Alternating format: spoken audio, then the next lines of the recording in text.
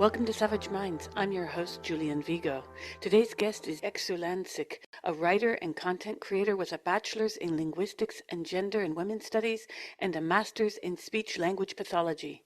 In addition to self-publishing on Substack, her articles on the gender identity movement and the challenges it poses to women's essential sex-based rights can be found in American Mind. She previously identified as a transgender man, but was able to resolve her gender dysphoria through long-term intensive talk therapy.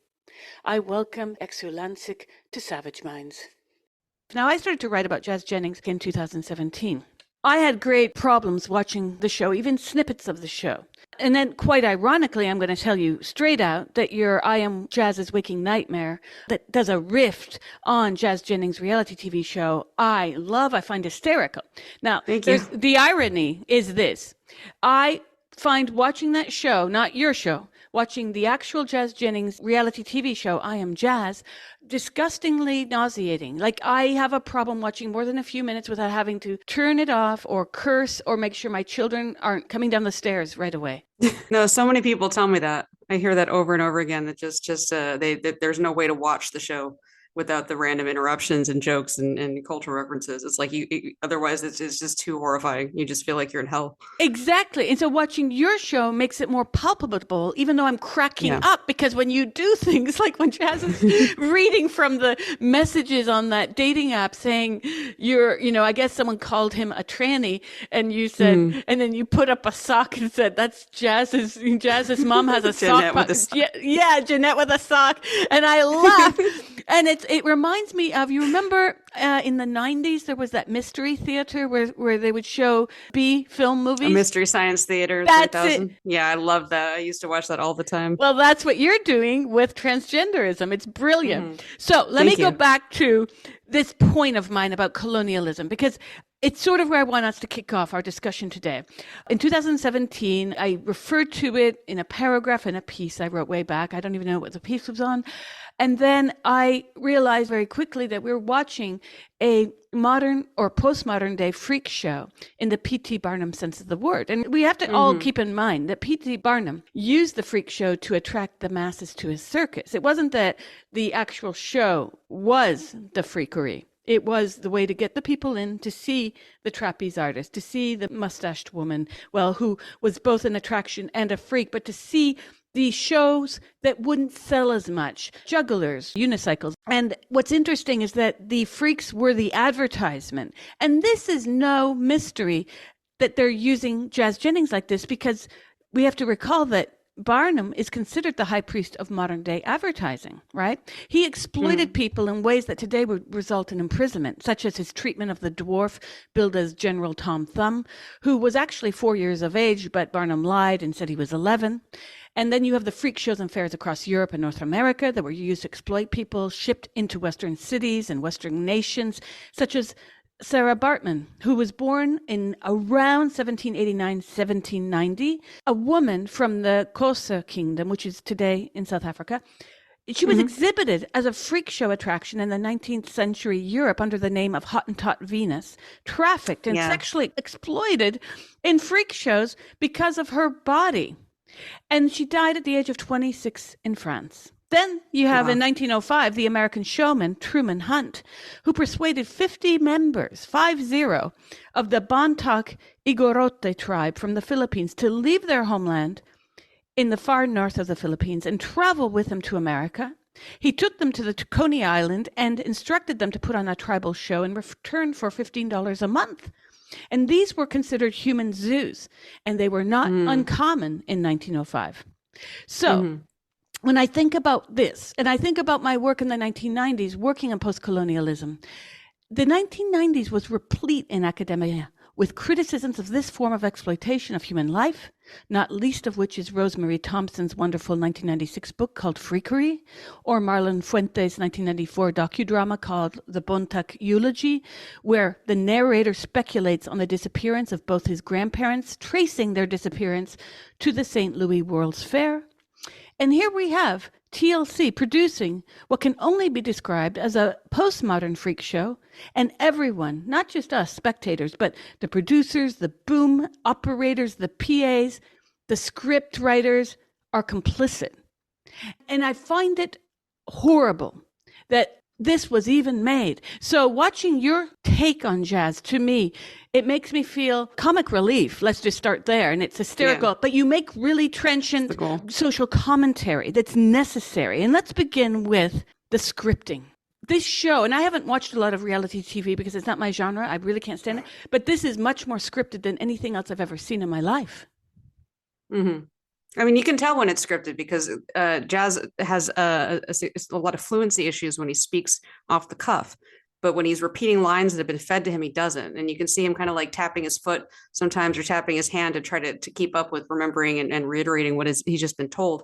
But the rest of the time, he makes noticeable speech errors in formulated speech versus repeated speech, which is a lot clearer, which is scripted. So like whenever they do the cutaway and he's like talking about footage from previously, it's like you can, and I think they do that with all the cast members, but it's especially prominent with Jazz that he might be saying other stuff, but then they feed him back like, this is how you need to summarize it. And then he'll just repeat it to them. He has dysfluency. So he'll make speech errors and including like speech sound errors, as well as revisions and stuttering and things of that nature.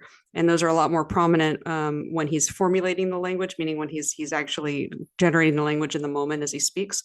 And then when he's not doing that, when he's repeating something that he's heard, then it's a lot clearer because he's not distracted by the process of formulating his speech as he talks. So it's a lot smoother, but you can see that he's repeating something that he's heard, that they fed to him.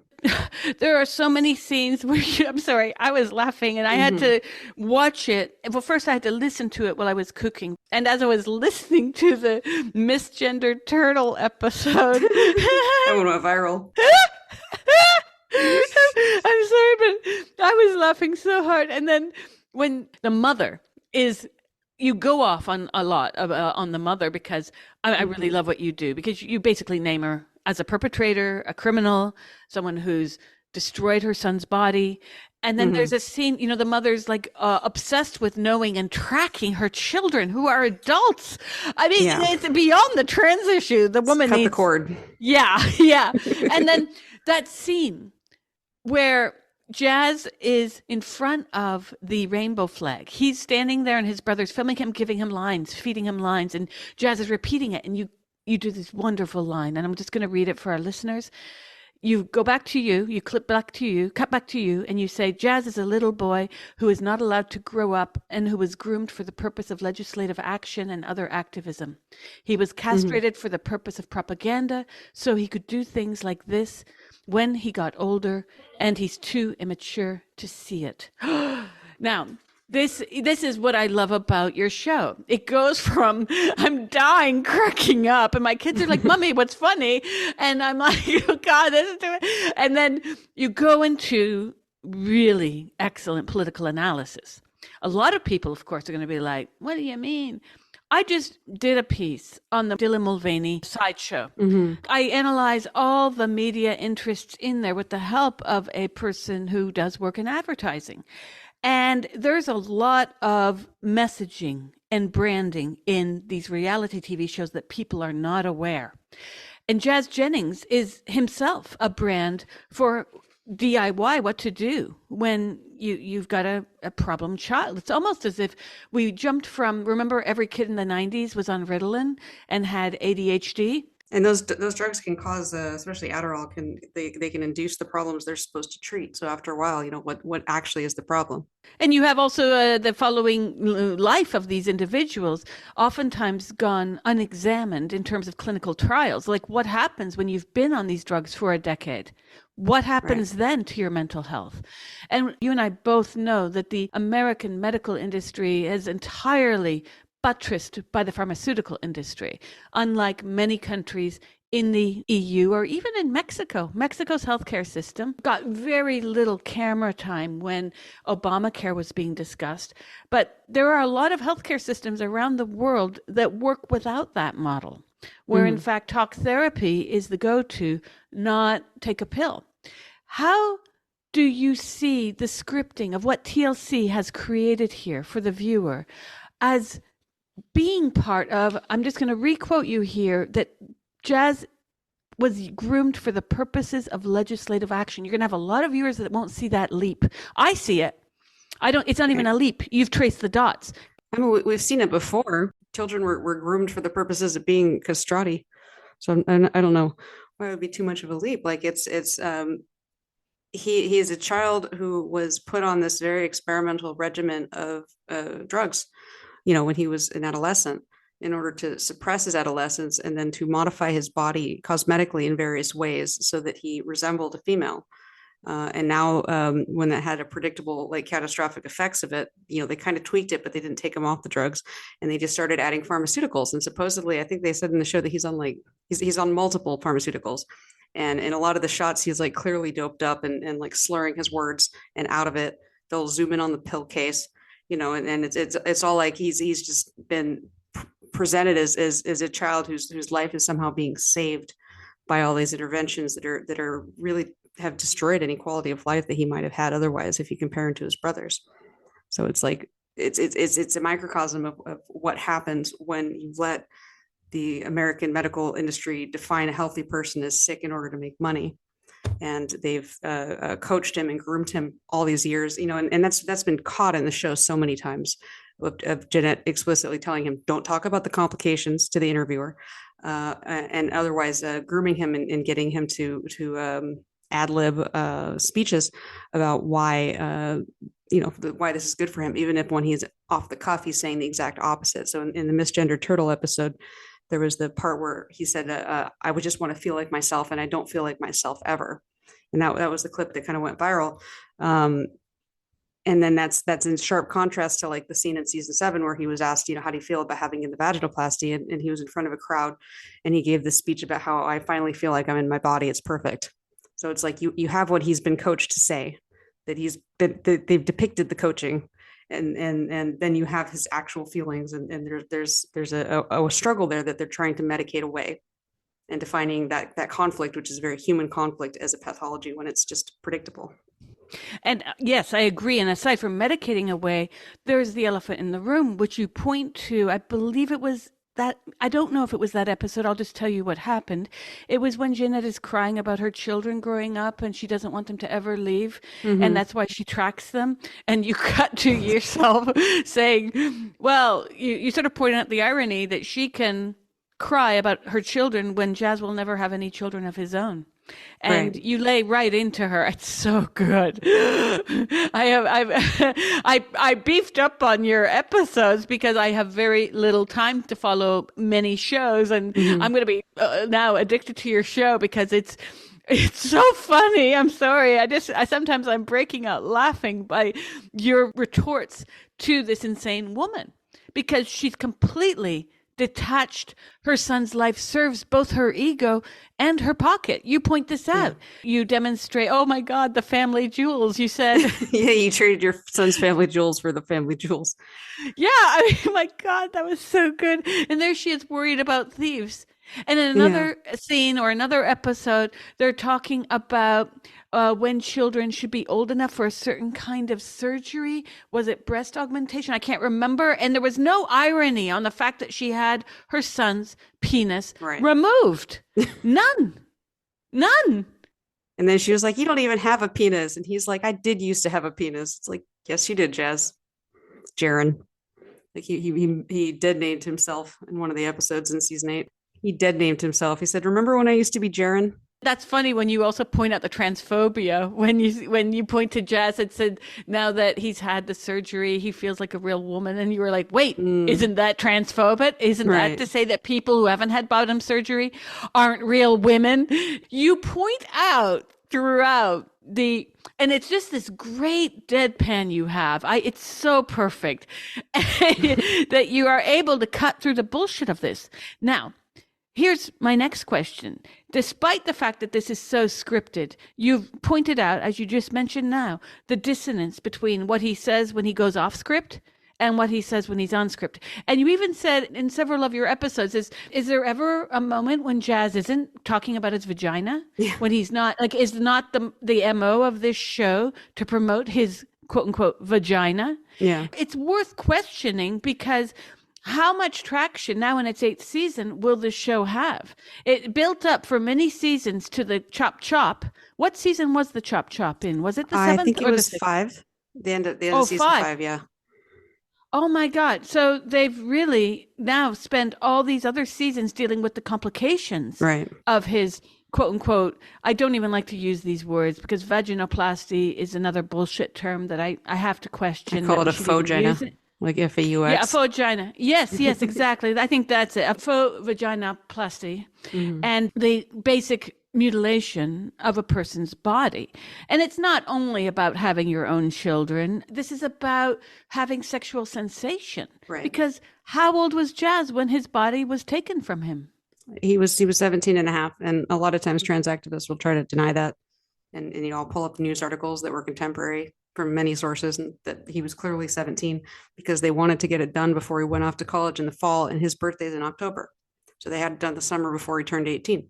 And usually if once you get them to concede that yes, this was done to him when he was 17, they'll say, well, he was almost 18. Like, oh, okay. Well, I guess it's fine then. That's how time works. It's like, it's sexual predator logic. This is the larger scope where a lot of people, again, the same people will understand your critique of how he was used for legislative purposes. A lot of people don't get the predatory sexualization criticisms.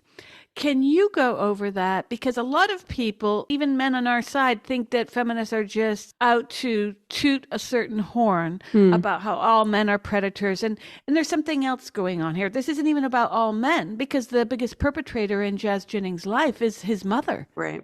Yeah. So there's another kid, I can't remember his name, but I feature him in it's an episode. I think it's called Fractal Jazz's Waking Nightmare, and the idea is like that they're reading his book and becoming like him. And so there was a kid like that who was said that he'd read the I Am Jazz book and then decided he was a girl at 14, and so he's in that episode. Well, he's 22 now and he's doing sex work. So that pipeline is just there.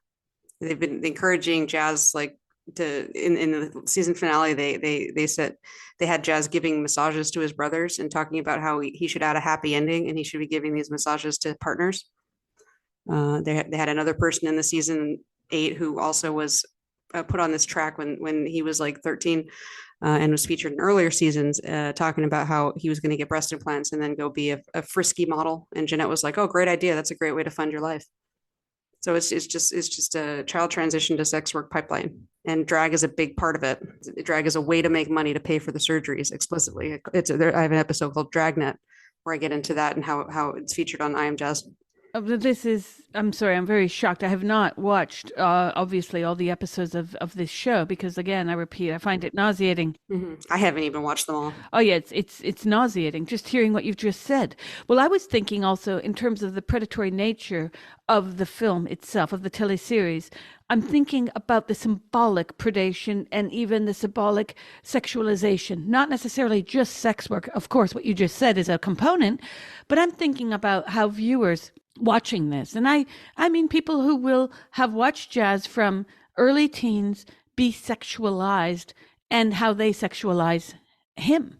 Because this was a child who was put on screen for the purposes of the audience, our use and abuse. We were the ones who were put there to say, oh, well, he must be in the wrong body. And we were there to sympathize with the pathos of his anguish, his mother and his father's anguish.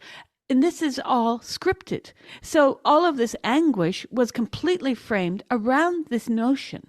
We saw it. The Jazz was in the wrong body. I mean, these were terms that were used. Even, oh my God, Jeanette the other day was like, in one of these last episodes you've done, you showed a clip of Jeanette saying how he was in the wrong body and needed to get the right hormones in him because the wrong hormones were in him. And you said that Jeanette saying that he just needed to get back to his real body and he just needed to, basically saying that he needed to be castrated to find his real body is saying like male pattern baldness is genetic. She was skipping across the fact that this was all fake. There was no reality behind any of this. Oh yeah, I think it was because Jazz was talking about how his breasts were large like his mother's because of genes. It's like I don't think that's how it happened, Jazz. I don't think that's why you have breasts. Yes, well, this is the Mr. Potato Head notion of bodies. If only Jeanette had an MD, we'd all be safe, right? Mm-hmm. And it's really torturous to Oh see. God, Jeanette MD. That would be terrifying. Her with a prescription pad. She'd be worse than Dr. Gallagher. But her actions, not just on the show, I infiltrated a Facebook group she started, and she had tens of thousands on that group. She has Wow. affected a social contagion herself completely on Mm-hmm. her own. I'm sure she had people helping her with the Facebook group because it exploded about 8 years ago. Why on earth have social services not stepped in? You watch 5 seconds of that woman speaking and you're thinking, these children were not safe with her at all. No, it's disturbing. This was all on TV broadcast like nationally for years and years that they were doing this to this perfectly healthy child. They were saying, yes, your body is just wrong, and so we need to drug you. I mean, they had an episode where he started to see that he was developing some armpit hair, and they made it a medical problem that an adolescent was getting armpit hair, as if females don't have that. So they rushed him to the doctor to make sure his testosterone levels were zero, so that would stop. This is awful. I truly believe that they conditioned him using just simple there's an experiment called Little Albert where they conditioned a baby to fear rabbits by just associating them with scary things. And so it's not hard to condition a child to fear beards and to fear mustaches, and then to convince the child that that fear came out of nowhere. And they didn't do it because the child was too young to understand that they were doing it on purpose in order to shape him in the way that they wanted, and then lie about where it came from because they're very abusive. It's narcissistic abuse. And did any episode show a little pushback from the family that you've seen? Because when I saw the grandparents looking, I mean, I'm so sorry, but this whole dating app nonsense and involving the whole family, and the mother insisting that the son go with the other son go with Jazz on the date, and then the grandparents are shaking their heads, and what the hell is this family? Yeah, it's very emotionally incestuous. I think is the only way you can describe it. Like there's no reason for them to be all involved in that. I mean, just in the Dragnet episode too, it got very very sexual, needlessly sexual. All the jokes about Jazz getting involved in sex work, just the fact that everybody. I mean, they had a penis cake party. There's a penis cake party episode for when he got the vaginoplasty, and they had a big penis cake that they like cut up to symbolize him getting cut up. They called it his stunted genitalia caterpillar, and said that after the vaginoplasty he would have a butterfly. And they're all just having this conversation out in the open with the 17-year-old, and it's like we've created a situation where it's somehow appropriate to extensively discuss and actively interfere with the development of a child's genitals. Like it's wild. Like that these people are not in prison, and they trafficked him around to all these doctors to gawk at it too. And they would film him being alone with these doctors who would just be like marveling behind a closed door at how small his genitals were because they stunted it. I remember reading and seeing some clips about the problems in doing the vaginoplasty that turned into, because at the end he didn't go right to university, did he? Well, he went, and then he dropped out in some sort of catastrophe. It's due to mental health reasons that they never really go into. And then he was home for like a year or so during COVID, and then he had to go back. But part of going back for some reason was that he had to show that he could work full time. And so he did this internship with Dr. Gallagher that began with a pelvic exam. So it's like, can you imagine that job interview where your employer gives you a pelvic exam and then hires you? It's like, The employer had to do a pelvic exam for him to get a job? yeah, because the show set him up with Dr. Gallagher, who dudes is on TikTok and advertising what she calls tetus deletus, in other words, top surgery, mastectomy. And so she does this on all sorts of people, and has been accused of some really awful maltreatment of certain patients who aren't connected to the show at all. And there's photos of her with people who clearly have self-harm scars. And it's just so that internship began with her giving him a pelvic exam, and then after that, she offered him a job as an intern, and then he had to he had to do that in order to be able to go back to Harvard. So it's like, what kind of situation is this for him?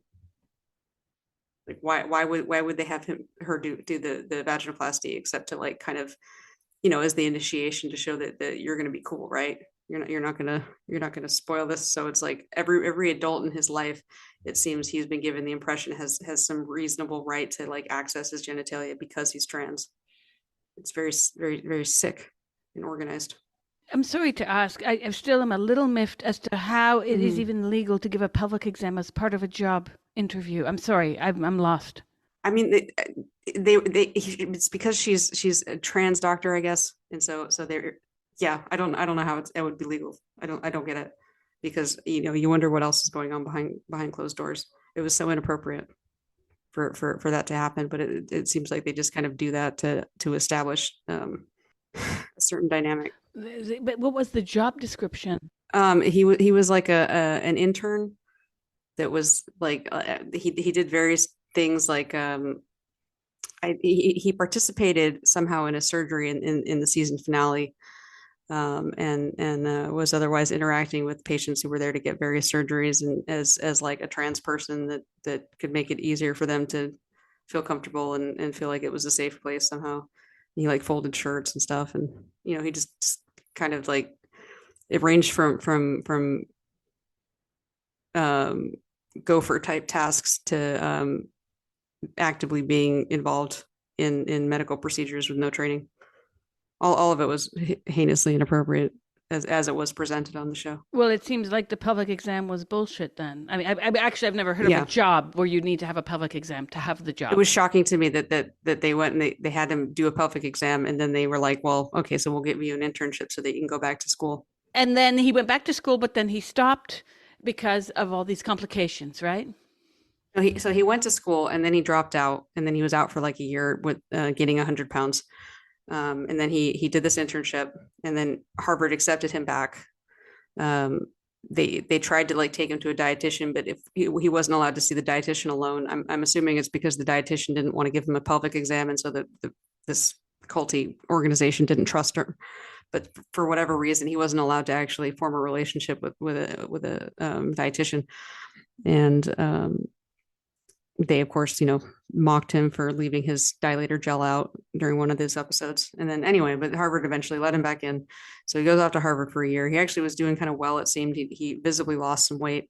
And then he came back for the summer to do this season 8. He did have, though, many complications. As I recalled, weren't there several surgeries to try and correct the faux vaginoplasty? Yeah, I believe he had the original vaginoplasty in June of 2018.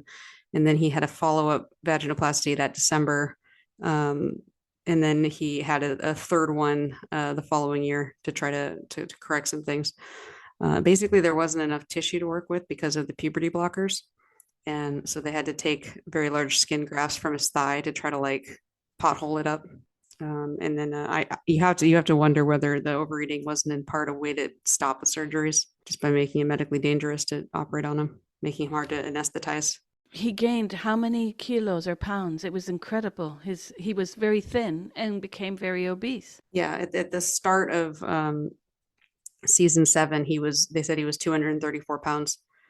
And at the start of season 8, they said he had lost 25 pounds, but he even at the start of season 8, he looked heavier than he was at the start of season 7. So they kind of stopped mentioning his actual weight. To me, there's something really devastating about the fact that this was allowed to happen on camera. Were there no lawmakers? Nobody? No one called child services? Nothing? Were there any of the producers or the stagehands who were involved? I mean, they filmed the surgery. Yes. That's what's really wild to me. And they filmed these two surgeons, Dr. Jesting, which, come on, that name is obviously a joke. Dr. Jesting? Are we kidding? Like he's laughing. He's laughing at us. And then there's Dr. Marcy Bowers, who's with WPATH. And the two of them are arguing about whether something is a scar or a sulcus, whether it's just a vulvar sulcus. Like we shouldn't cut it here. And one of them said, why would you cut that if you don't need to cut that? And it's like, yeah, exactly. What are any of you doing?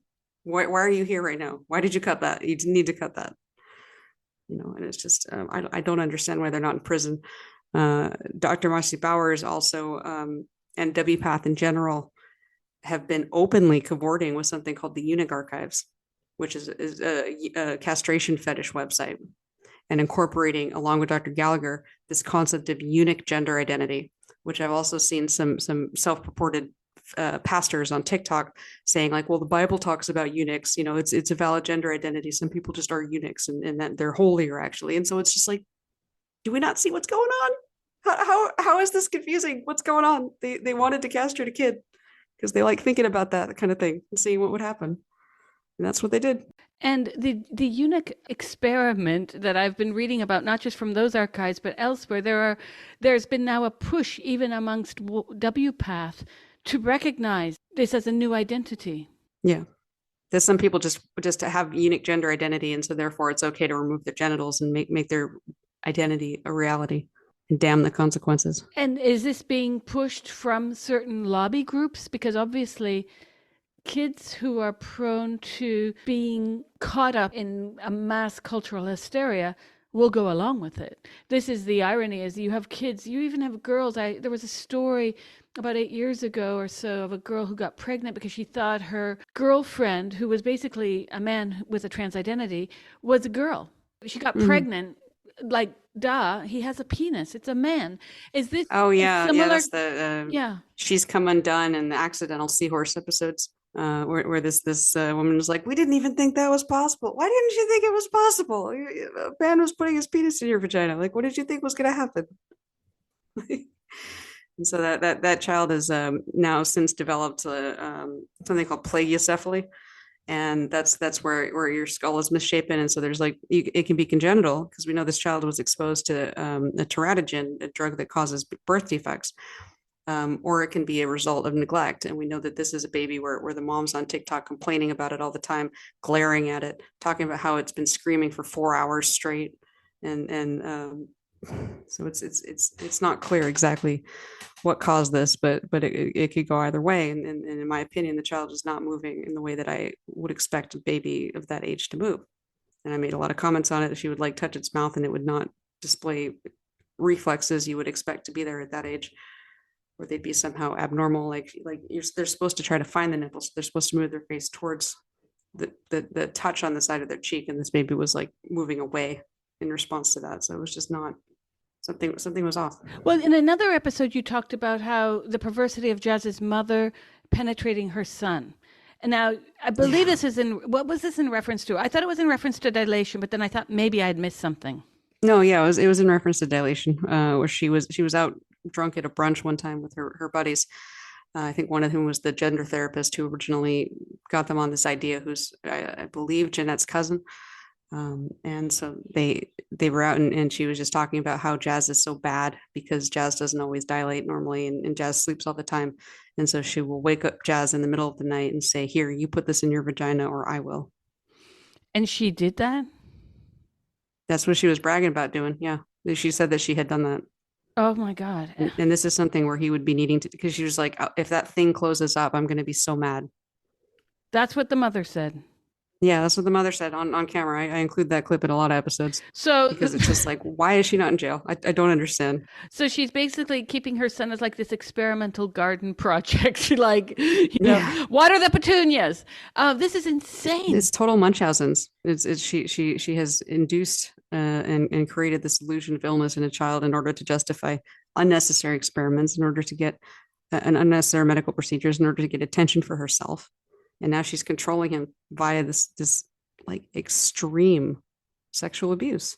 How much more extreme can you get? Well, that's pretty insane, because it's not just Munchausen, but it's actually projecting, again, for the wider viewership, this boy as exploitable sexually. And she's the surrogate of that for the viewer. So, yeah, of course, you're going to have, Jazz Jennings is going to face a lifetime of being objectified by some very creepy men who will recognize him on the street and will even feign interest. It's amazing. Some of the episodes where Jazz thinks people are actually being sincere. I loved it when one guy responded and you said something like, maybe it's because he has a contract, right? Because all these people are being paid. Right. That's my belief, and so Jeanette or Jazz thinks that he passes. That some people don't know that he's trans, even though he's Jazz Jennings.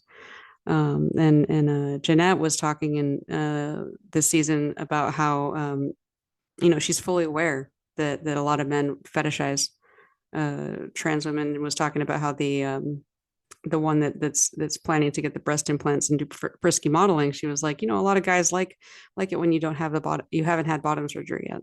She's a fetishist. She's thought about it. She talked about dating other fetishists in the past, and like talking about having her toes sucked, which I still vomit from time to time when I remember that. This mother's insane. But what about the father? His role's very different, but yet he's the somehow silent guilty partner because he has agency, right? Yeah, my understanding is that he's some sort of an attorney, and so I do believe that he is enjoying it as much as she is to an extent. He does seem to be able to relate to Jazz on an emotional level more effectively than Jeanette. But obviously this wouldn't be going on if he didn't also like enjoy it on some level. So I feel like he's deeply twisted, and he likes playing the role of being emotionally supportive while knowing that he has complete control over this person and he's the cause of their suffering. I don't like Greg either. It's all very bizarre how now at the latest season that you've shown on your show, it seems, well, not all the children are present. What's happened to the other children? Ari, the older sister, is off at college getting or graduate school, getting her PhD in psychology. And then the twins, the irony. Right? I would love to read her thesis, because all these people are like, oh, Jeanette just really wanted a daughter. It's like, she has a daughter. She's got a daughter, but there was no pretext to be able to sexually abuse the daughter. So she had to make her son a daughter, so that there was a pseudo medical reason to abuse him. But the twins are identical twins, by the way, even though they look different. They had a condition during their gestation that led them to look different. One of them is, I believe, also either an attorney or in law school, and then the other one, Sander, is I refer to Sander, and then I refer to the other one, who I believe his name is Griffin, but I just call him like backup Sander or boot disc Sander or knockoff Sander, dollar store Sander. It's like I don't like him. He's forgettable. I don't like either of them, but yeah. So Sander's got like some master's degree in social media or something, and so he's kind of just really been groomed to be Jazz's minder and Jazz's promoter, Jazz's agent. Yeah, I mean, Xander is completely there. He's like I forgot his name, the actor from Blow Up, who's taking pictures of Vanessa Redgrave, who's like, give it to me, and he's like playing that role. I'm sorry, but I love that film. David Hemming, that's his name, I believe. And so yeah, Xander's David Hemming, and Jazz is most definitely not Vanessa Redgrave, and this is where the perverse theater starts. Where do you see this all heading? Is there going to be a next season, a season 9? I would imagine that there is. I don't see any reason for them to stop unless he like dies. But I think that it's been made clear to him, that if he actually got off of this train, that would like he would be hurting the family. It would lead to family rejection, and I think it's gradually starting to dawn on him, what he's lost. I think that because he has all these complications and mental health issues, doesn't believe that he would be able to even like function on his own outside of this controlling dynamic. They've really crippled him. Aside from these moments when you notice the dissonance between the scripted and the non-scripted, are there moments that the seasons at certain points have been able to pull up that show his actual desperation? I mean, I simply cannot see around the Chop Chop episode, but what was his reaction when he was told that the vagina wouldn't function? And then there were all of these rather grotesque repercussions from that as well. When I say grotesque, I just mean the human body reacting very badly to someone trying to manipulate it. I mean, they said it in an episode last season. They claimed that he had somehow lost his virginity, even though he didn't have a love interest at the time, and had been penetrated in some way. And so it's really not clear who that was from, and it's quite disturbing to contemplate. I feel like we've seen glimpses of it in this season. He's a lot more doped up in this season than he was in previous seasons. He'll say things like, what did he say in the finale? he was talking about this woman that he was on a date with, and he was saying it felt very special, and I really enjoyed her company, and it was nice to hold her hand, but I really just feel like something special might develop between us. And it's like, it didn't make any sense for him to say but there, so I do feel like there are times where he's crying for help. He seemed to do it like the domestic violence hand signal. I pulled it out of the episode in season 7 at one point where he just literally held his hand up, put his thumb over it, put his fingers over his thumb in a very deliberate kind of motion.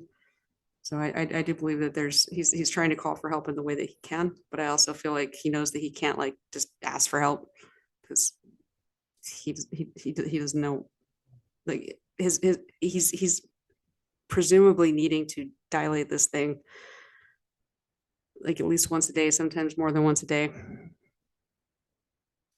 It's a painful and time consuming process, and so he's being repeatedly traumatized daily doing this ritual, assuming he's still doing it.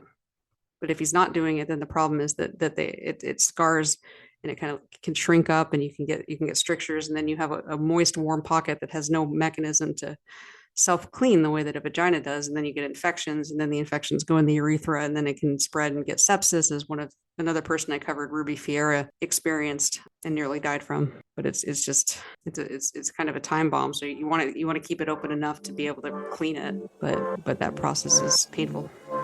You're listening to Savage Minds, and we hope you're enjoying the show. Please consider subscribing. We don't accept any money from corporate or commercial sponsors, and we depend upon listeners and readers just like you. Now, back to our show.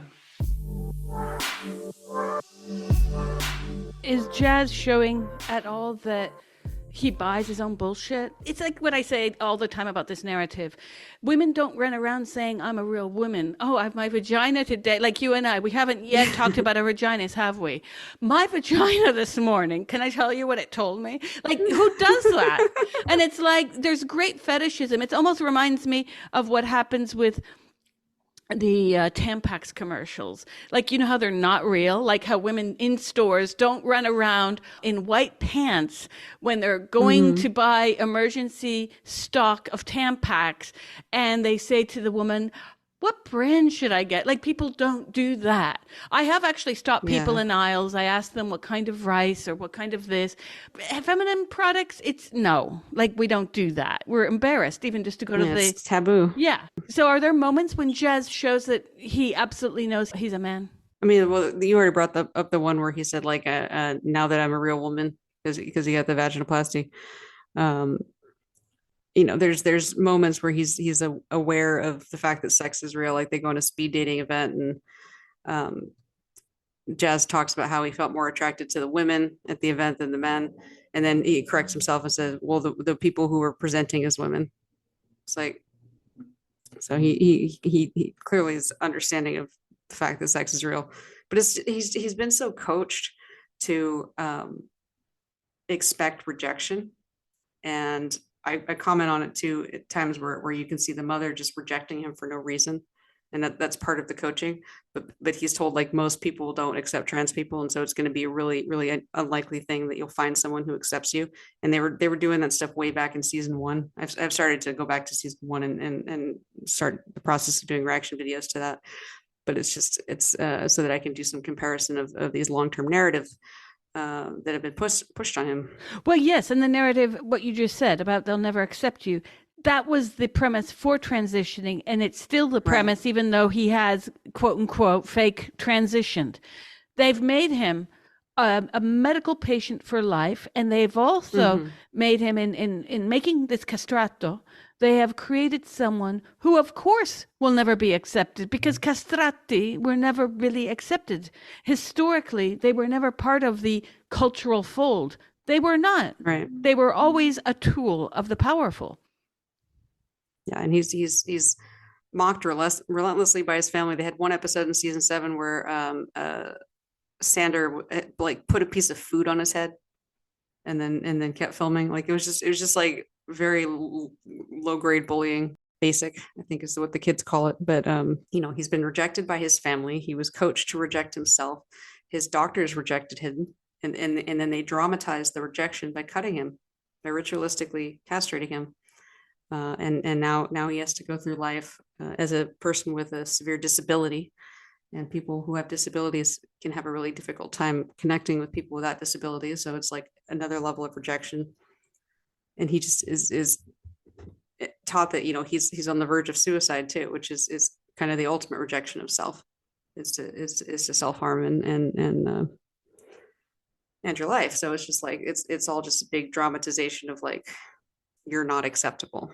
Have they touched much upon suicide in this show, aside from the obvious threats that they use about parents? If you don't do this, your child will kill himself or herself. I don't think anyone in his orbit has attempted or completed that I've come across in the show. But like I said, I haven't watched every single episode yet because there's just so much to watch, and I want to document the progress of watching it as I go.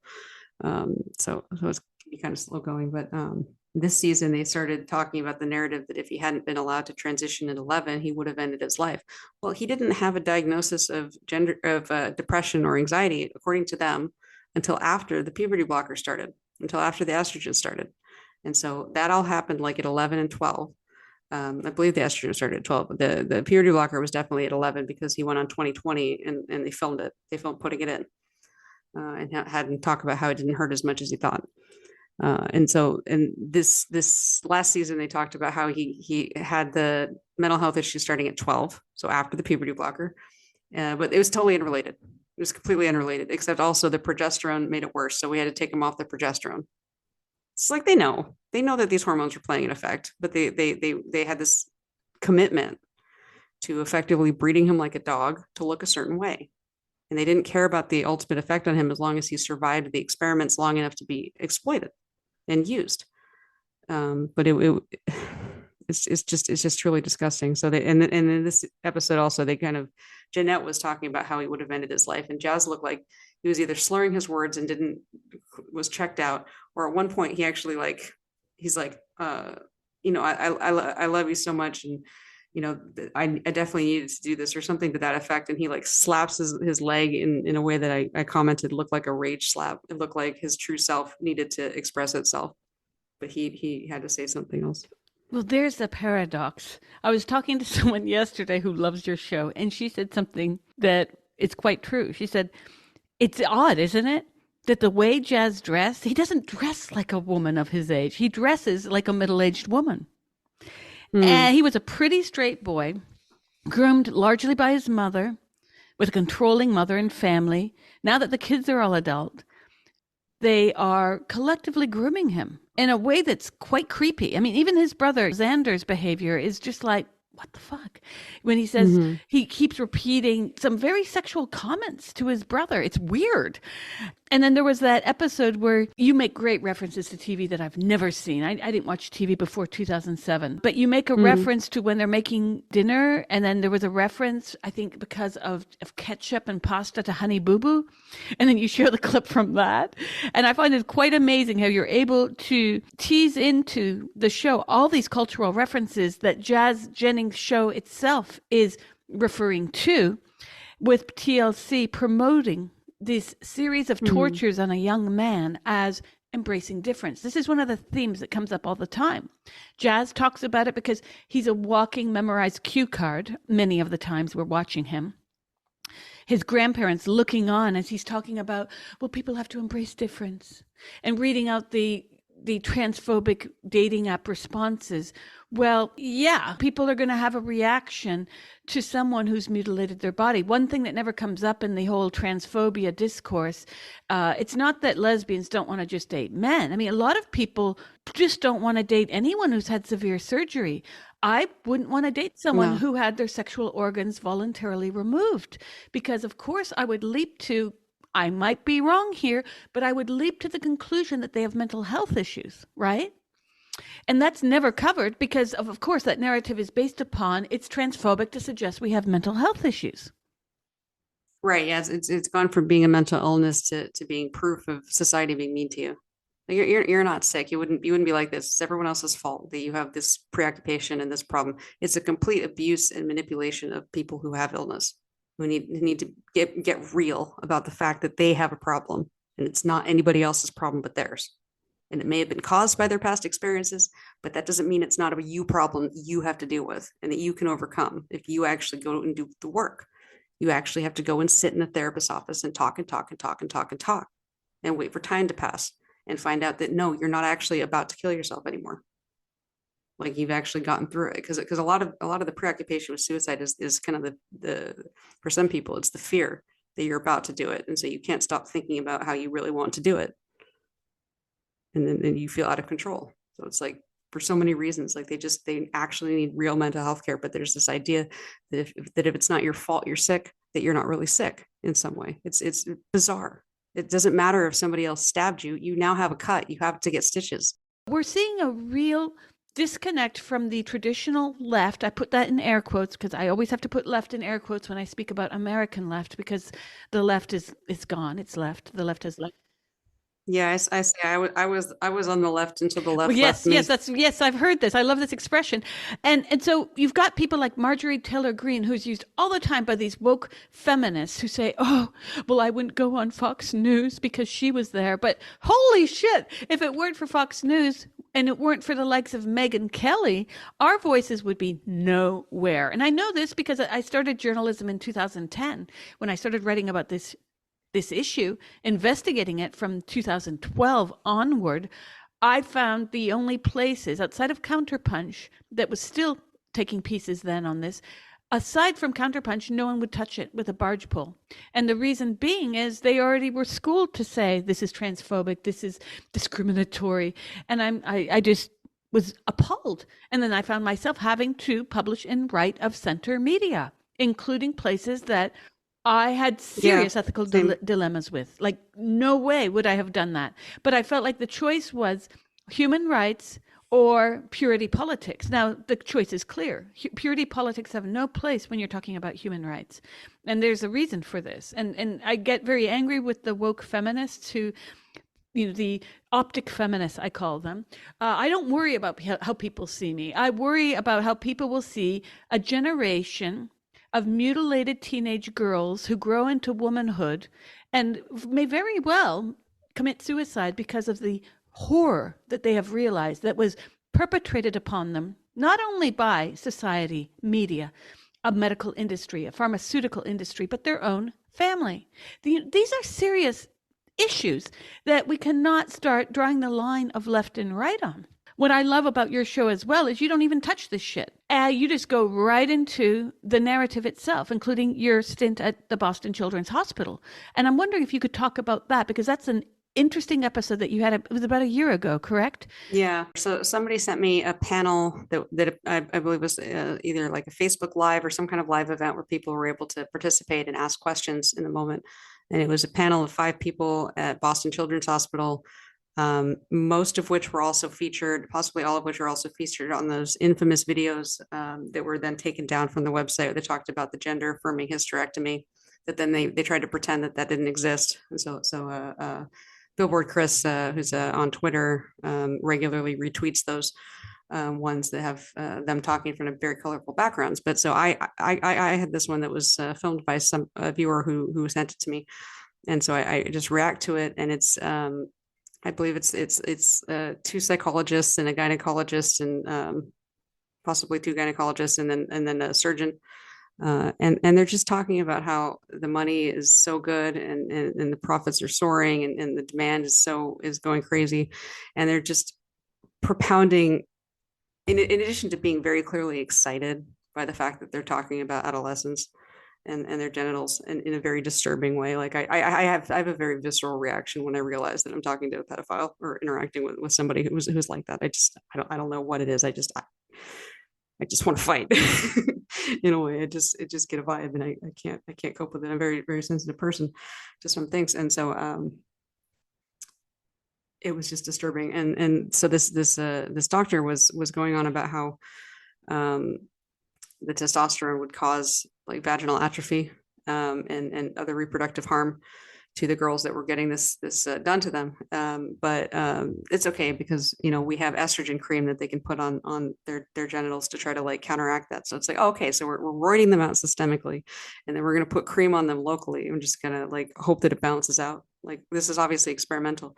And then she goes on to say this absurd theory that the testosterone would aromatize in the reproductive tract into estrogen, which is something that, it happens. Testosterone does aromatize to estrogen, but not all tissues are supposed to do that. Right. And actually, if your endometrium is aromatizing testosterone into estrogen, it's probably cancer. That's what endometrium is not, which is what you menstruate out every month. They've done histological examinations that I have a series called Literature Review, where I just read through relevant literature and discuss it in a video and try to break it down into simple terms, where they took, I think they had 12 trans-identifying females who were on testosterone for 5 years and then got a hysterectomy and oophorectomy, and then they dissected them to see what they would find. And what they found was that if you give testosterone to reproductive age women, it actually had very unpredictable effects that were very different from what they expected, because it's different. Most of the data had come from postmenopausal women who were given testosterone for other reasons. And so in a postmenopausal women, it may cause atrophy, but in these women, it actually was causing a lot of hypertrophy. So it was causing overgrowth of certain structures. It caused fibroids in 58% of them after just a few years.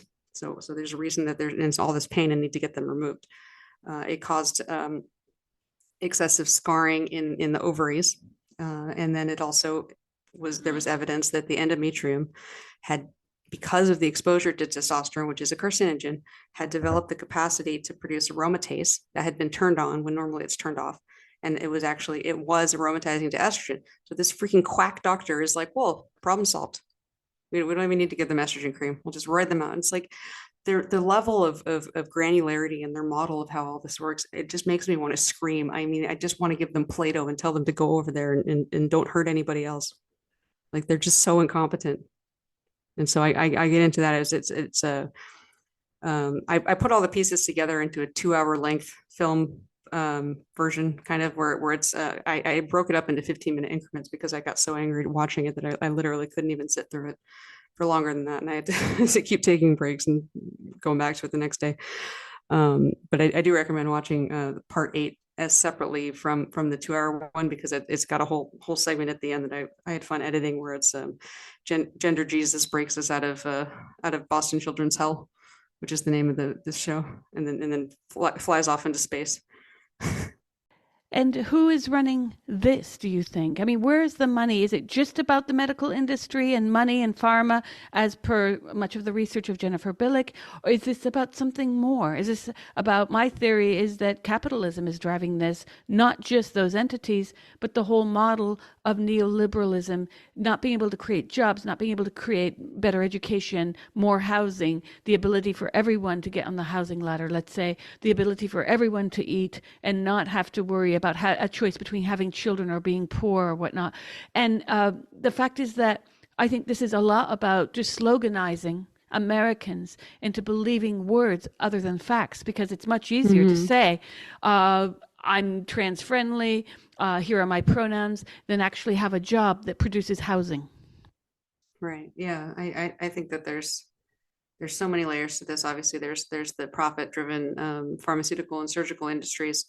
I also think that there's a contingent of the transhumanists who want to have a willing population of people that can be experimented on, and that those experiments may benefit people who are older and have body parts removed for reasons of cancer, things like that. And so they want surgeons to have perfected these experiments on other people before they move on to them. And so I think that also that there's eugenics is a big part of it.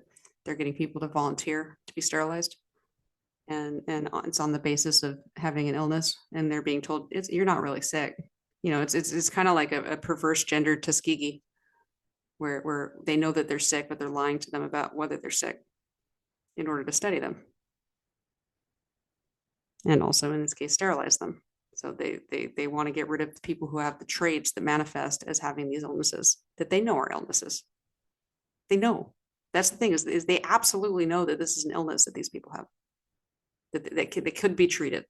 Right. Well, that's the irony, is that for a very small percentage, there's an illness, but then they've allowed it on purpose to be conflated with a larger cultural contagion. Mm? Mm-hmm. And therefore, when I talked earlier about that ship turning around, I don't think that it's going to be productive or helpful for those who are actually this. I don't like to say gender dysphoria because I really can't stand that term, but those who have body dysmorphia will be hurt. I think what needs to happen is that clinicians and people who actually do contribute to the DSM, they need to redraft that chapter from, it was just changed from gender identity disorder to gender dysphoria. We need to take gender out. And it needs to be addressed in the same way that anorexia or bulimia addressed. These are serious conditions that need to be addressed, but we need to stop basing them on a theoretical symptom of misogyny. And that's all this is. If I said the other week on Twitter, I said if misogyny didn't exist, gender dysphoria wouldn't exist. I just feel like it's fundamentally, it's a rejection of self, and or it's envy of others, and both of those things are rooted in deeper issues. And any competent psychologist should be aware of that and should be able to help them. But instead, they want to screech about how dare the legislature ban medical interventions that's between a doctor and a patient and blah blah blah, and it's like, but then they'll turn around and try to ban conversion therapy. I'm sorry, I thought that it was between the doctor and the patient. Is it not? So they're complete hypocrites on that front. Yes, and well, the hypocrisy goes throughout because it also depends on where you are. Is it an illness or not? If you talk to certain activists, it's not an illness. It should be removed entirely from the DSM. But then who's going to pay for these hormones? Right, exactly. So they have to keep up the fiction that the lack of interventions is causing this massive disappointment that like they just naturally are like identifying as the other sex, and that's not the illness, but the illness is that they're disappointed they can't transition, and so they're gonna like die. I call it feelings cancer. And so we need to cut out the feelings cancer before it spreads, or else they'll die. And that's what's justifying all these barbaric interventions. And it's like all the propaganda about how this has existed for thousands of years. And, colonizers are the ones that came over and told Native Americans that there's only male and female. And they had no conception of man or woman before colonizers got here, because they had a conception of man, woman, and a third option. It's like, it's just completely incoherent and false, obviously. But we know from the historical record that colonizers came over, they saw that a lot of cultures were matriarchal, and they imposed patriarchy through various mechanisms. So it's obviously you can't have a matriarchy if you don't know who the women are. Well, yes, I find that so funny because this idea that I love it when they go off and say some figure that was like in 5 BC was trans. And I shake my head. I'm just like, you guys are so embarrassing. Like, I'm embarrassed that one day in a million years, someone's going to dig up our bones and lob me in with those morons. Please, no. You know? It's completely absurd how they want to, they call it headcanoning, where they go back and they say like Jesus was transgender, or, Mary Magdalene was a trans man, or just all this nonsense. Like, you're just in fantasy land. Just wake up. I'm tired of entertaining with these fantasies that are not reality. Yeah, no, it's very distressing where we're living in. I mean, what are your thoughts on this? Aside from this issue, before we started recording, we talked about lockdown. And similar to lockdown, these are, again, fake science enters the room. People lockstep with that shit. And right. a good number of gender critical women I saw online, neoliberal women who have, they speak well of Hillary Clinton, which is another head shaker. And I'm like, what in the, no, but not seriously. A Hillary fan? Not a Hill dog? Oh, well, no. I mean, after what she did in Honduras, I mean, she's directly responsible for the rapes of many women there. And there are serious problems with the way in which people are not looking at media objectively. And then when I say that, I mean, you do not just watch MSNBC or the New York Times or read the Atlantic or the New York Times. You need to really take in a vast array of media, and you need to be critical about what's happening here, because people are completely unaware that the New York Times, and Glenn Greenwald has been going off on this for months, but it's a fact. Since 9/11, the New York Times has been the spokesperson for the Pentagon and the Department of Justice and many other entities of the U.S. government. It was the major actor, along with Jeffrey Goldberg, who's who's now the editor of The Atlantic, but you had Judith Miller at the New York Times. Between Goldberg and Miller, we had the global war on terror served to us on a platter. It was a lie. Both of their articles, lies. There were several by Goldberg, but there was one primary one by him and one primary one by Miller that led us into that war. We're living in an era post 9/11 of just lies or truth. The same thing with the lockdown, the same thing with the mask, the social distancing, all these things that are now being shown to be faked, that they were lies too. So all that hype about the Great Barrington Declarants being anti-science, actually what they said was not only science, it was, until the global pandemic, that was the backup plan for the US government. It was that. It was the targeted protection, not locking down the entire population. And so I find there are a lot of crossovers between gender ideology and the way it was embraced so easily by a sycophantic public, and the same thing with lockdown. And it's disturbing to me because it's almost always the people who have salaries coming in every week from their jobs or every month. They had no problems pushing for lockdown. But the rest of us who were starving, they didn't want to hear us. And yes, there were lies lost, and there are now many lies lost because of the fact of mental health breakdowns that are occurring in rapid numbers. There's so many mental health cases in the EU that many countries have had to introduce psychological support free. Which, they should just have, people should just have access to that kind of support, because it really does eliminate a lot of other problems. If you have somewhere you can go and you can talk it out with them and be like, I'm having all these feelings right now. Whereas if you just leave someone alone with it, it's just self-reinforcing, and it builds and builds until they try to act on it because they want to make it stop and they don't know any other way. Like, so many people just lack insight into really basic facts about how we work as animals, as organisms. And if they had that insight, they would be able to reflect on their patterns better. But they're just so enmeshed and entrenched in the patterns themselves, because they're at this level of I think it's Kierkegaard. It's either Kierkegaard or Hegel would say that they're in lower immediacy, and they need to go through a period of mediation so that they can recognize that they might have these thought loops they get caught in, but they don't have to act on them. And that's not the way to get out of them. It's interesting you mentioned Kierkegaard, because there is a lot to this bad faith. Well, he calls it a leap of faith that we must take in order to fall into the credulity of wanting to believe. And I find that we are caught up in bad faith all around. Yet, like you see it on the Jazz Jennings reality show, where they're talking at each other and you can tell they're just lip syncing like someone else's lines. They're not even believing what they're saying. There was an interaction where they were looking at old family photos with Jazz and the grandma and Grandma Jackie, and she was like, well, you're the writer of your own story. And just the look on Jazz's face, just like, no, I'm goddamn not. No, stop lying to me. But just this forces out this kind of meek, like, yeah, I'll just have to figure it out. Yeah. And the grandparents, what's their role in this? Are they supposed to be selling the older generation, the baby boomers, on this? I mean, yeah, I guess so. And just they had them participate in the drag show too. And so they had this like 80-year-old man dress up in a really skimpy drag outfit and dance for dollar bills in front of his own family. Just deranged. How many episodes now so far have you done on the show? Because I have to go back and catch up. I have a playlist. I've done all of season 8, which was 6 episodes.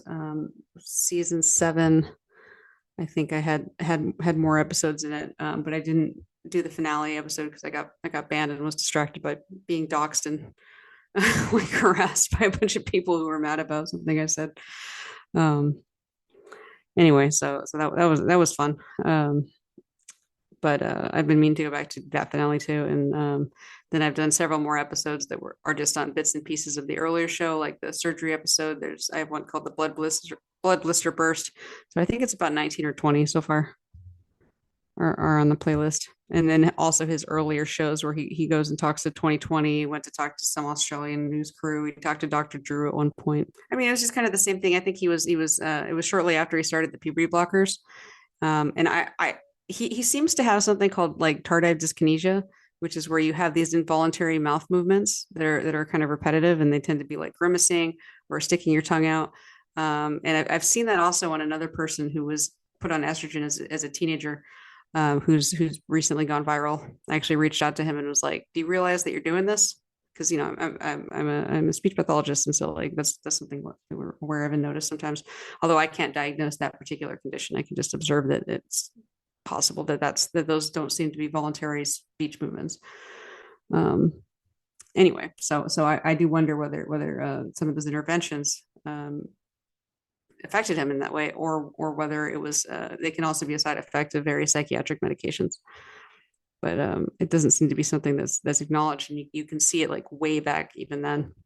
And it's interesting because your analysis being from a speech pathology background, you're able to see all this stuff. It's amazing. Mm-hmm. You also pull this up in your show quite a bit.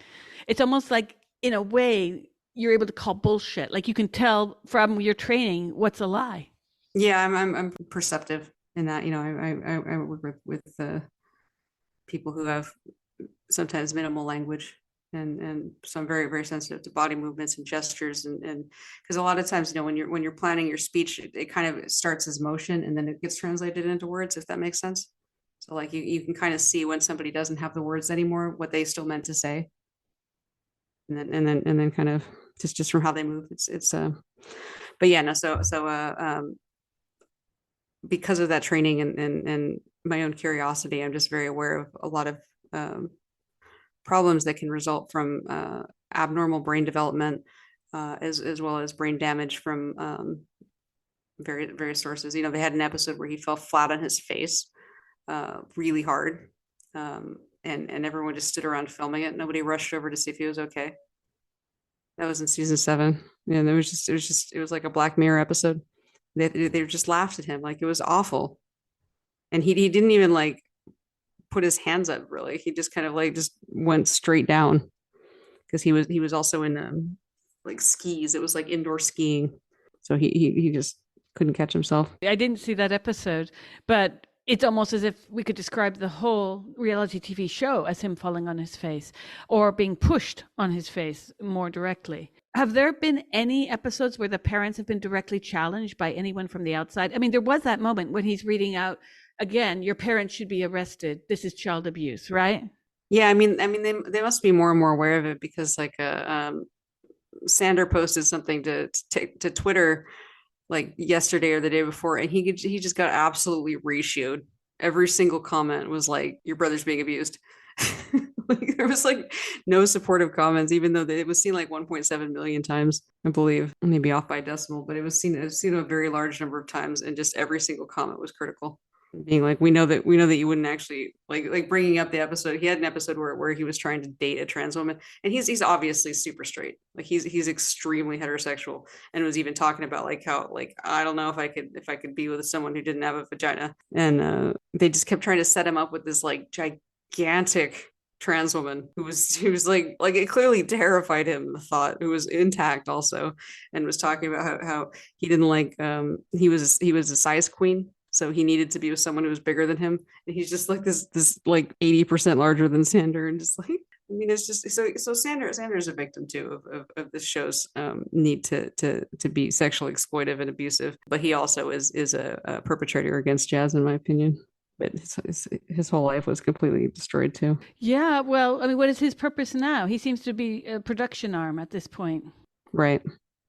So he's that seems to be his plan for his career, is to just kind of corral Jazz and make social media content about the trans rights. Yeah, what a great end game that is. And who sponsors this show? Well, the it's on TLC, which I think used to mean the Learning Channel, but I think they changed what the acronym means, but I can't remember what it stands for now. Yeah, it is a disturbing question, because like TLC has had other shows too that were enabling sexually abusive situations, like Honey Boo Boo. Here Comes Honey Boo Boo. I'm not sure if you know the backstory on that. Not completely. I know you said there was sexual exploitation there. So Honey Boo Boo's boyfriend was like, I think, caught molesting them, or was accused of it. And I believe he might have even had a previous conviction for it. I could look it up, but it went on for a while because it was on the show. Yeah, the Honey Boo Boo star says she was molested by Mama June's ex, and it was something that was. And I guess Honey Boo Boo's mom also was involved with 2 different like child sex offenders, exposing her children to these people, one of whom was victimized. It's amazing how much of the surgery, because of the TLC program, became this way of just like lockdown. Everyone suddenly became an expert. Everyone suddenly knew what was best for jazz. And your watching meant you knew what was best for jazz. And yet, just by watching, I'm having to watch to write about it sometimes. But the fact is that it's the most disturbing watch. So people who are actually participating on this, becoming mini overnight trans doctors, trans specialists, healthcare specialists, they are chiming in on just a pile of bullshit, largely spun by Jeanette and a few of the exploitative doctors on camera. She groomed him to be this surgical experiment, this hormonal experiment, so that she could keep having a reason to keep going to doctors and getting attention for herself as the good mother. She's like in with the doctors half the time, and while Jazz is like, yeah, no, I've never had a sexual sensation. I'm 16, almost 17. I've never had an orgasm. It's just not developing. And then they cut to Marcy Bowers talking about like, yeah, well, if they could orgasm before the surgery, then there's a good chance they could orgasm afterwards. But if they can't, then there's less of a chance. But full steam ahead. They did it anyway. That's the thing about development is once the critical developmental window is closed, you don't get to open it again. And there's a critical developmental window for sexual development. And these puberty blockers, they're not blocking the one sex hormone and then switching to the other. It's not that simple. There's intervening hormones between what the puberty blocker is acting on and then the production of sex hormones by the gonads. There's other messenger signaling that happens between the brain and the gonads. And those signals do other things in the body and other things in the nervous system. And so those are not being replaced. They're cutting out that step and then giving them the cross-sex hormones to cause the cosmetic changes. I believe that those hormones are likely very essential for the development of proper sexual function in your nervous system. And then additionally, we know that they're implicated in Alzheimer's, or the dysregulation of one of them, luteinizing hormone specifically, has been implicated in the development of Alzheimer's. And somebody tried to say, well, yeah, but it's implicated if the levels are abnormally high. Well, if you stunt the development of the brain, normal levels become abnormally high. It's a ratio thing. So we're setting them up. And we know that people who have a biological version of what they're doing with the puberty blockers called Kalman syndrome, that they're also more prone to motor disorders. And whatever's going on with Jazz's mouth looks like a motor disorder. So it's just, there's so many levels of this. What do you mean with his mouth? What does he do with his mouth? He's got all these kind of regular involuntary movements that he can kind of suppress when he's repeating lines. But otherwise, like I've made videos pointing it out, like his jaw will just drop open or he'll just kind of randomly grimace in the middle of talking. And he usually looks embarrassed when it happens, but it kind of happens regularly. It's the thing I mentioned, like tardive dyskinesia. It's caused it's a movement disorder. So they have involuntary movements. They may like their tongue may just randomly protrude from their mouth. It can be induced by psychiatric medications that act on the motor system, which is a lot of them, but like antidepressants especially are the classic ones. But you can also get this problem from other developmental problems. You can get it from brain injury. So I don't know exactly what's causing it in his case, and I can't diagnose him. If he's just randomly sitting there and his jaw drops open and or he randomly grimaces, you can tell when it fits with what he's saying and when it doesn't. And it's just been this long-term pervasive thing that does not seem to be voluntary or related to speech or swallowing. If you Google it, you'll see like the 6 things there's GIFs online demonstrating them, the movements that are associated with that movement disorder. This is just amazing, though, that nobody has picked up on this. They're worried about cutting off his bits, but not worried about serious disorders, right?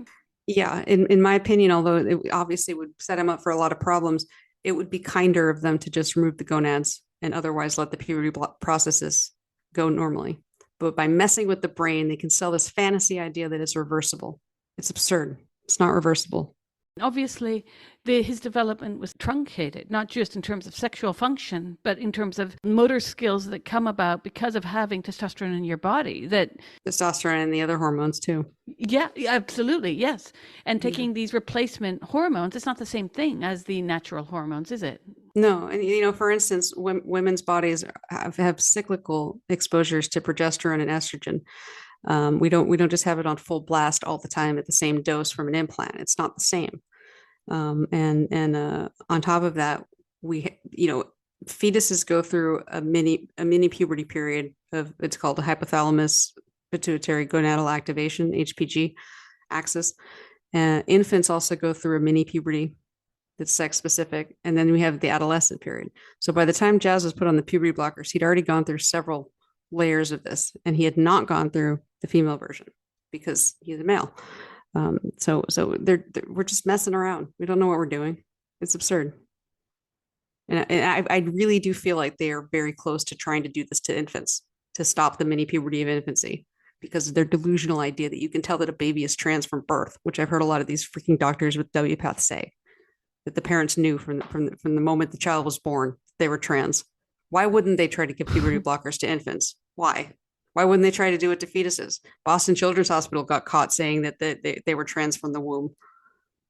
It's like they're delusional and they want to hurt kids. And they're coming up with wild stories for why it's okay, because that's what they want to do, because they're sick. To be very blunt, my opinion of those people at Boston Children's Health. Straight to jail. There seems to be a huge aporia in social services where they skip over these people because most everyone who's going to go there, they're not going to be poor. They're not going to be coming from the ghetto. These are going to be affluent white people. Yeah, I mean, I've definitely seen it, gotten an interesting cross section in some of the videos of surgeries, but certainly, the more comfortable you are, the easier it is to think that doing these ridiculous things is not going to end poorly. You have to have some sort of confidence that if things start to go awry, that medicine will be there to fix it. So you have to be fairly healthy. People in your orbit have to be fairly healthy, and you have to have experiential reasons to trust the medical establishment. And so yeah, that does narrow the field of people that might volunteer for this. There are cases they love to use the Black trans women as their spokespersons because they know that if anyone criticizes them, they'll come back with racist. It's a very clever technique, but we see through it now. We know that Laverne Cox is a man. We know that the people that they highlight in the magazine articles, it's phenomenal. They'll go after the same two Black men. And they'll, of course, not point to the fact that the vast majority of people getting these surgeries and medical interventions and who are profiting from the lobby are often white men and now white women. But it's about an upper class issue. It's an upper class produced discourse, and it's affecting the upper classes more. So sure, there are exceptions to this, but overwhelmingly, who can afford even to take time? Like, look at what Jazz Jennings has gone through, but his entire family as well. It's not just because of the show. When you read family stories about these interventions, it stops their lives for many, many, many months. Yeah, or just kind of indefinitely. Where do you see this heading? Do you see a change on the horizon, not just on the Jazz Jennings show? Has it lost viewers? Is there more criticism of it within mainstream media? They were on the embrace initially, remember? I do think that there's been more criticism recently in mainstream media. I mentioned the clip from Misgendered Turtle kind of went viral on right wing media, at least. So a clip from it that included me was featured in Breitbart. Matt Walsh then cited the Breitbart article, but he edited me out when he used the clip that I was responding to. So that was a little annoying. It's like, come on, it's just give me a shout out. I'm no threat to you, obviously. Much smaller, but you don't have to edit me out. Anyway, yeah, but he wants to push a narrative that only conservatives are saying anything. So he doesn't want to call attention to feminists even when he's directly like getting ideas from us. What are you gonna do? But I do think that things are starting to shift because it's just such an obvious thing. And so there's a reason that Republicans have been latching onto it, is because if you can demonstrate that the Democrats are so viciously wrong about this one obvious thing, like any reasonable person would conclude, what else is wrong? What else is screwy in Pelosi's head, for instance, that they're enabling this? Like how can, and I've been a yellow dog Democrat since I was able to vote. So like I don't understand how any reasonable person could look at this and think that this is a party that can be supported right now. And that's bad because a lot of their policies, I think are objectively better, but we're going to end up with a single issue voter situation where the people who are low information voters especially are going to see that, like, there's some very delusional people who are running the discourse in the Democratic Party who want to be able to enforce conformity to these fantasy ideas of gender deities that must be prayed to, or else they'll strike down the children. It's absurd. So I do think that the fact that it's going to be an election issue for the presidency in the upcoming election is going to do a lot to bring it to the light. And then we'll have an actual real conversation about it as a nation and hopefully get past this, because I just can't see it going on for much longer. It's gone on for so long because people don't realize how awful it is, but it's going to get exposed. It can't not be exposed. It can't go on. It's got to stop or we're completely lost.